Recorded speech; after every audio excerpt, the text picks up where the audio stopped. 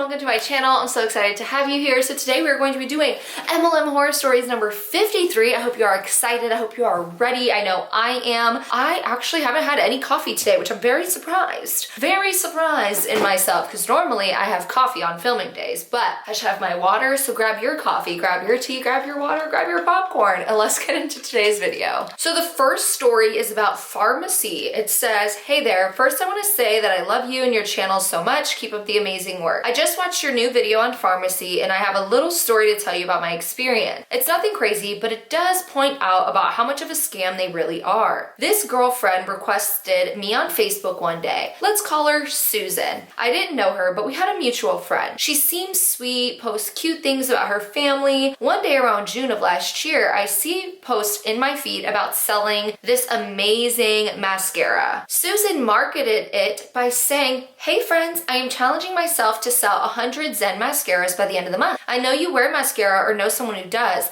Help your girl out. Let's get this moving. I will send one of these straight to your door for $13 or hand to you in person for $10 if local. All you have to do is drop your email down below or inbox it to me for your invoice. Thank you for all your support in advance. Who wants one? Along with some graphics of before and after pics of using the mascara and all that BS, lol. This was before I had my awful experience with It Works, that's a whole nother story, and found the anti-MLM community. So I unfortunately fell for it and thought, why the hell not? And got one. When I got the mascara in the mail, it literally just looked like a Maybelline mascara. Nothing unique or special about it. The wand was one of those brushes with the small, hard plastic bristles, one you would see for the lengthening mascaras at a drugstore. After using it, I definitely did not get the same results as the girls in the graphics did, of course, but I kind of convinced myself it was good. Looking back, it really wasn't great and dried out pretty quickly. I now use a L'Oreal Telescopic and I love it, and it gives me way better lashes, lasts way better, and is a better price. I think I paid $9 for it. I continue to see posts from Susan about getting a 50% discount on everything if you join and all that jazz. Then a few months later, I get a Facebook message from Susan out of nowhere. Without saying hello, how are you, or any of that, she just goes straight into telling me about their starter kit prices and that it starts at $19.99 going up to about $200 with no obligation to sell, blah, blah, blah. All the time I thought, oh, $20 isn't bad and I can try some of the products and see how it is, so I decided to get it. Now here is where the scale part comes in. I followed the link she gave me to purchase the package. She told me to just select the starter kit package and follow the prompts to check out. When I went to select the $20 package, it wouldn't let me continue. I was really confused and messaged her that it wasn't working for some reason and she was trying to help me. But then I noticed a button that had to be selected or you couldn't continue. The button was, I can't remember the exact wording of it, but it went like a one-time fee of joining the business on top of whatever package you chose. The fee was around $60. There was never any mention from her of a fee on top of whatever package you chose, so I was really confused. But my dumbass self, instead of questioning her about it, just decided to do it anyways. I cringe at myself every time I think about it. Anyway, when I got my starter kit in the mail, it was a bunch of samples, which is fine, it was only $20. I also bought a few other full-size products to try out. They were inexpensive and I see why. One of the items was a Bronson Blush Duo. The smell, oh god, the smell. It smelled horrible. Like super cheap and overly perfumey, it was bad. I've bought cheap makeup before and nothing I've ever bought has smelled that bad. And it wasn't good. I can get way better makeup at a drugstore for the same price, if not cheaper and better quality than that. Knowing how MLMs work, how they have to jack up the price in order to compensate for paying their commissions out to the consultants, which is why so many of the MLM prices are ridiculous. But the fact that this company's products are so inexpensive, even without the discount, goes to show how cheap the quality is. It's gross. That's my story. I'm so sorry. I thought it was going to be short. Thank you for reading. Okay, so I've always wanted to try out a MLM's like makeup company. So I've been able to try a lot of like the health and wellness companies, Thrive. Clearly I was in Beachbody, I've tried It Works, I've tried all of those, but I've never gotten like makeup sent to me or anything like that from an MLM. I would be so interested to try it because I'm really, really into makeup, which I feel like a lot of people don't know about me because ever since COVID started, I just kind of stopped wearing makeup and I don't know why, I just did. My skin has gotten clearer after not wearing makeup along with like going to the dermatologist, but I would love to test these out because I do question whether an MLM's makeup products would be good, because clearly I already know with the health and wellness products, a lot of those you can just buy better and cheaper elsewhere. And I feel like the makeup is very similar. Like you can go to the drugstore, you can get L'Oreal, Maybelline, all of those other companies that are very inexpensive. Like the mascara I always wear is a L'Oreal mascara. It's very inexpensive. It's like $8, and I'm not buying it from an MLM company or anything like that. And it works great, like amazingly. Don't have to accidentally go through this thing where you pick a package and you get a $60 fee to sign up. None of that. You just spend $8 and you're good to go. So it does suck that she didn't really question the sign up fee, but that happens with a lot of MLMs. Like I know with Beachbody, if you don't buy a package, like a huge package of $140 or more, you do have a $40 sign up fee, like a $40 to be a distributor fee. So I think it's very common in a lot of MLMs for them to do that, but it sucks that it wasn't told to the person, like that the upline didn't say anything like, hey, you're gonna have this fee. And I don't like that. I don't like feeling as if I've been falsely advertised. Like if I'm told at a store, a pair of sneakers is gonna cost me $20 plus taxes, I shouldn't walk up to them and then it costs me $100 because I have a fee, an $80 fee on top of it. It shouldn't be, because then I'd be like, why are you telling me it's this much, but it's that much? I personally don't like that. I feel it's really shady. I feel like the MLM reps definitely need to be telling them the full story. I've seen this happen in so many MLMs where the monthly fee, a lot of MLMs have that $15 fee or $20 fee in order to have like their back office. A lot of times people will just tell individuals like, oh, if you sign up to, you know, be like a discount rep, you don't have to pay anything. You do have like a VIP membership fee monthly of $15, but that's all. And it's like, no, that's a lie, because that $15 fee they're paying is a business fee. It's not even a VIP member fee, but a lot of companies will use that to like skate, or a lot of reps in companies will use that to skate around it. Thank you so much for sharing that story. Like, have you guys had any other stories like that where you went to sign up for an MLM and then there had been like some huge fee or something that you weren't told about? I'd be curious to know. So the next story is about Beachbody. It says, to start, I have done Beachbody workouts before, Turbo Fire and Insanity being the first I got on DVD. I do pay the $100 a year only to get the workout, since I have never been interested in anything else but the good workout programs, but not all of them are good. I made the mistake of sharing a BBC story not related to her Beachbody. Okay, I don't know why. I don't know. What does BBC stand for? It says, I made the mistake of sharing a BBC story not related to her Beachbody. And not 12 hours later, she was already in my inbox. I didn't know she was a BBC. Oh, Beachbody coach. I feel dumb. I feel so dumb. Beachbody coach, y'all. Oh my gosh. Or they made a mistake of sharing a Beachbody story, and not 12 hours later was the Beachbody coach already in their inbox. They go, I didn't know she was a Beachbody coach, but I did some digging and found she was a coach. At this point, I was already like 4 videos in of yours about anti-MLM. I kindly declined. She kept insisting, and I told her, no, I need to go to the doctor to get my thyroid checked, since I'm working out 6 days a week, but seeing no results, so I need to take a different step. My fault for oversharing. She insisted a little bit more, and I told her no. This was during the week, and the weekend her Instagram story was literally about me. She wrote, I had a lady tell me she works out 6 days a week with no results, but here at Beachbody, we have workouts as short as 20 minutes. Anything is possible with Beachbody. I felt so sad that she took advantage of my story to sell her shit. Of course, I didn't tell her I paid the workout portion of Beachbody at this point. I didn't want to get involved with it more than the $100. I unfollowed all the people that had to do with Beachbody, even Shalene and Sean. I reported her on Instagram for bullying and blocked her. I want nothing to do with it, even unsubscribed from the app. I found better workout videos on YouTube like Ash Fitness Official and Bully Juice. I don't like when they do that. Like, they're gonna use your story as a way to teach other people that they need to sign up with you. So this Beachbody coach didn't even know that this individual was actually using Beachbody workouts. And she was getting no results because she probably had like a thyroid issue. So what? I don't like that. How do you guys feel about that? Like them using people's stories in the DMs to then try and like sell products to other people. But I am glad that you ended up canceling your Beachbody subscription. You go, because there are a lot of workout programs out there that you can get, like here on YouTube. So let's move on to the next story. You guys, this one has so many screenshots. I'm excited. Let's get into it. It says,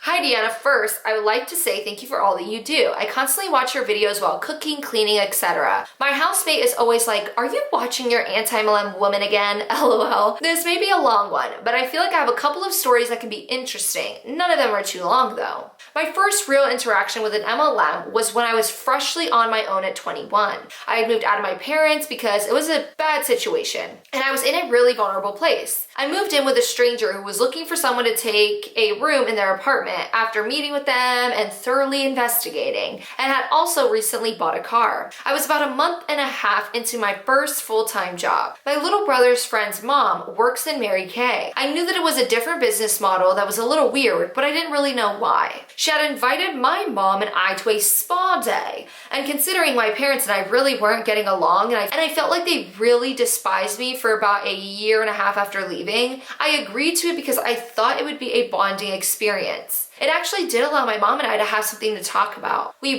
tried makeup, and it was fine. They did pressure people to join, and since I do a lot of makeup, they were all kind of targeting me. I thought about it, and I didn't really have the time or extra money to put towards it. A year later, I had my very own apartment. Even though it was twice the cost, I really wanted to live alone and was doing better financially. I had found a new, better job that paid a little bit more. I was asked to get coffee by this person, and because why not? It's coffee, and I love coffee. I go to Starbucks, and she started telling me all about the opportunities. The alarm bell started going off when she mentioned that I could buy a bunch of product, since I do makeup often, to rank up fast. She also liked that I had a lot of time, sizable Instagram following for makeup, which I've since stepped away from. I love makeup, but not enough to talk about it all the time. I have so many other passions I want to focus on. She said that I could rank up super fast by doing tutorials with their products and trying to sell to people. She didn't really mention also trying to get people to join, but I'm sure that would have come eventually. After that, I did research, found the podcast The Dream, which launched my anti-MLM obsession, and started to post negative things about MLM. She's left me alone since then, though before I started posting, but after I researched, she invited me to one more spa night, which I went to because I wanted to see what I was learning about in action. My second interaction was actually Mary Kay too. An ex-friend's old teacher sold it, and they had become really good friends. She needed 5 parties in a month to get a free cruise and guilted my friend into hosting a party. Come to find out, this friend buys from a ton of MLMs. She just knew that I wouldn't want to go unless she worded it right. This ex-friend guilted over mutual friends and I into going to this. Even though neither of us wanted to, and she knew how we both felt about MLM, the woman was super nice, but talked about all of the things you normally think about with Mary Kay. The car, the things they do for abused women, which is kind of a scam too, and more. She had found a community, and I'm really glad she had that. But I certainly didn't want anything to do with it. The friend and her mother bought things from her, which again is fine. But it was really awkward for my other friend and I to sit there and be like, no thank you to everything and come up with excuses. My last story is about Arbonne, a girl who graduated a couple years ago before me, reached out to me out of the blue asking me to join. I ignored first, she messaged again. I replied super respectfully. This was after I had done a lot of research. I ultimately completely ignored it. After this, I was on my Instagram stories bored one day, so I picked up one of those questions thing. Someone asked about drugstore makeup, so I provided it. Story continues for a short time after these screenshots. Okay, so let's look at the screenshots that she showed. So someone messages her and says, hey, I wanted to message you quick to share something really exciting that I'm doing. I don't know if you know, but I recently launched my own business with Arbonne. I don't know if you have ever heard of Arbonne before, but it's a pretty amazing company and I'm really excited. It is going to be a great opportunity to create some extra income to help pay off some of my debt, and I just had you sitting on my heart because I know you're into beauty, and who wouldn't love a little extra cash? I was just curious if you would be open to taking a look at what I'm doing. I don't know if it would be a good fit or not, but minimally, I would love to get you some information and just educate you about what Arbonne is about and get your feedback. Let me know, girl. Either way, just really excited about what I'm doing and wanted to share it with you. So she wrote that October 24th, and then December 4th messaged again and said, LOL, so that was probably me coming in too strong, something I gotta work on. I don't want to sound like a pushy sales lady, and I know this sounds crazy, but you keep coming to mind when I think about who I think could grow an awesome biz in this company. This really might not even be a fit for you, so please feel free to tell me no. But if I were to send you some info, would you be open to talking about it? So our girl said, hey, sorry for the late reply. I'm honestly not a huge fan of the MLM business model, and I would consider one, but I also do freelance writing, which takes up virtually all of my time, and I make a lot more than I would with this kind of thing. Thank you so much for reaching out. Okay, so she wrote her that on December 6th. In April, she comes back and says, hey, I know this is a super delayed response. I know you said no to the business. That's fine, I understand. I would love to share the products with you to see how they can help you. One of the things I do are perfect samplings, where you get a few friends together to try them out by doing a fun spa day with foot massages and facials, super relaxing and low key. I will help you and your friends earn free products and discounts if you decided you want any. Could I share a couple dates I have available for one and see if it might work for you? And she just ignored her. Like, why did you respond that delayed? Anyways, like that's so weird to me. Anyways, Shun said, after this, I was on my Instagram stories bored one day, so I put up one of those questions things. Someone asked me about drugstore makeup, so I provided it. And well, I'll just send you the screenshots because it's hilarious. She just stopped responding after a bit. So you guys know on Instagram, if you don't have an Instagram, I'll tell you what it is. When you go on Instagram, you can actually go on your Instagram stories and put a question box where people can ask you questions and you can answer them, like on your Instagram stories or whatever. So she put up a question box, and this is what someone responded. Not even trying to start anything because I know and respect your views on it, but you just networked marketed. Just because someone is on their Instagram stories talking about makeup doesn't mean that they're network marketing. No, they're talking about a product they like. They don't want to join your network marketing company. No, just no. I dislike that. So our girl actually sent the definition of what a network marketing company is and says network marketing would mean I got something out of doing any of that. They were recommendations. It doesn't benefit me at all if people actually buy them. Recommending products is also incomparable to network marketing / the MLM model. So the MLM rep responds and says, Fear, I should have phrased it as social marketing. You're right in the fact that you didn't earn a commission from people buying those procure because you're not the one selling them. But realistically, that's the only difference in this situation. So our girl wrote a very long and lengthy message, and she says, I feel like that's a pretty big difference though. I don't have any issue with people who do work for MLMs because I think the business model is extremely predatory. Some are better than others, but most of the time it's not about recommending / trying to get someone to buy the products, more about recruiting people because that's where the money is made. But having people join and purchase items they may not be able to sell,